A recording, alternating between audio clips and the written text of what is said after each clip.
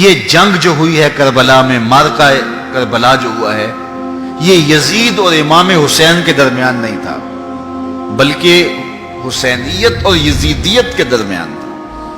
یعنی یہ شخصی لڑائی نہیں تھی، بلکہ نظریات کا تصادم تھا۔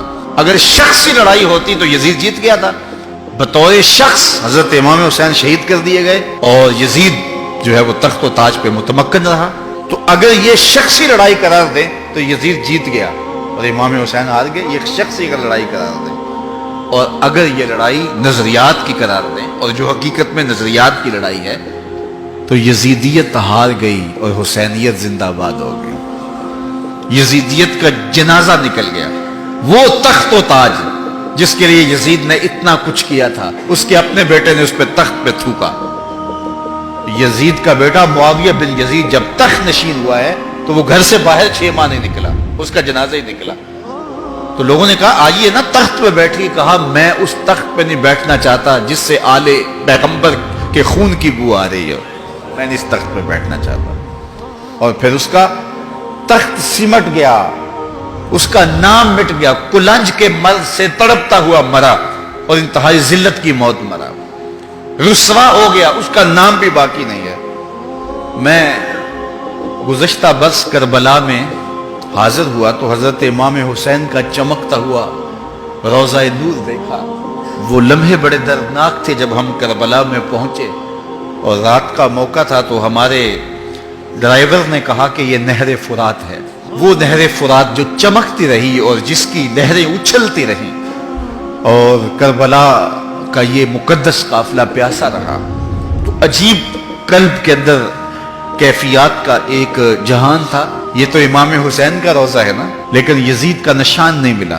میں نے تاریخ کی کتب میں ڈھونڈا کہ یزید کی قبر کہاں ہے، تو مجھے تاریخ نے بتایا مزبلہ دمشق، دمشق کے اندر کوئی جگہ ہے جہاں لوگ کوڑا پھینکتے ہیں، تو اس کوڑے کے نیچے کہیں یزید کی قبر ہے۔ نشان بھی نہیں ہے کہاں ہے، لیکن اتنا پتا ہے اس روڑی کے نیچے یزید کی قبر ہے۔ یزید کی قبر مزبلہ دمشق میں، اور امام حسین کا قبضہ آج بھی کربلا پہ۔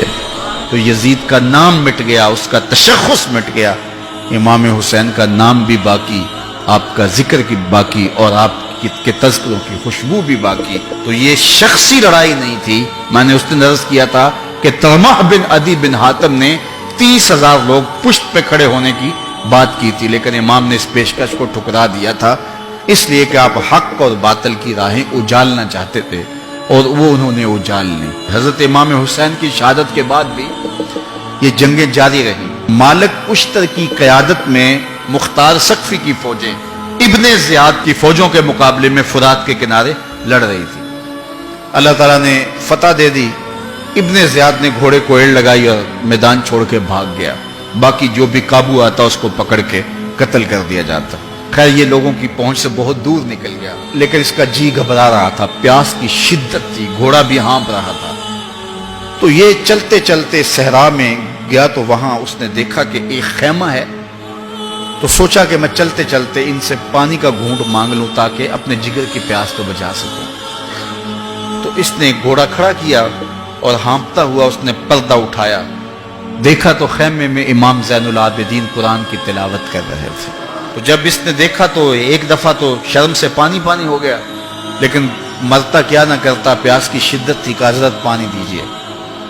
امام زین العابدین نے دیکھا اور پھر گھڑے سے کٹورا بھرا اور اس کے ہاتھ میں تھمایا، سمجھا کہ حضرت نے مجھے پہچانا نہیں، پانی پی لیا، شدت کی پیاس تھی، پھر مانگا، آپ نے پھر دیا، تیسری مرتبہ پھر مانگا، آپ نے پھر دیا۔ 3 کٹورے پانی کے پینے کے بعد امام زین العابدین سے کہنے لگا حضرت شاید آپ نے مجھے پہچانا نہیں۔ امام زین العابدین ابھی تک ضبط کیے بیٹھے تھے، آنکھوں سے موٹے موٹے آنسو نکلے۔ کہا بدبخت تجھے نہیں جانتا جس نے میرا خاندان اجاڑ دیا، 6 ماہ کے بچے بھی نہ چھوڑے، جس نے مخدرات کو اونٹوں پہ بٹھایا، کیا تجھے نہیں جانتا جس نے خاندان نبوت اجاڑ دیا؟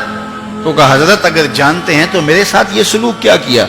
کہا ایک دن ہم مہمان بن کے تمہارے گھر آئے تھے، جو تم نے کیا وہ تمہارے خاندان کی ریت تھی، آج مہمان بن کے ہمارے دروازے پہ تم کھڑے ہو، جو ہم کر رہے ہیں ہمارے خاندان کی ریت ہے۔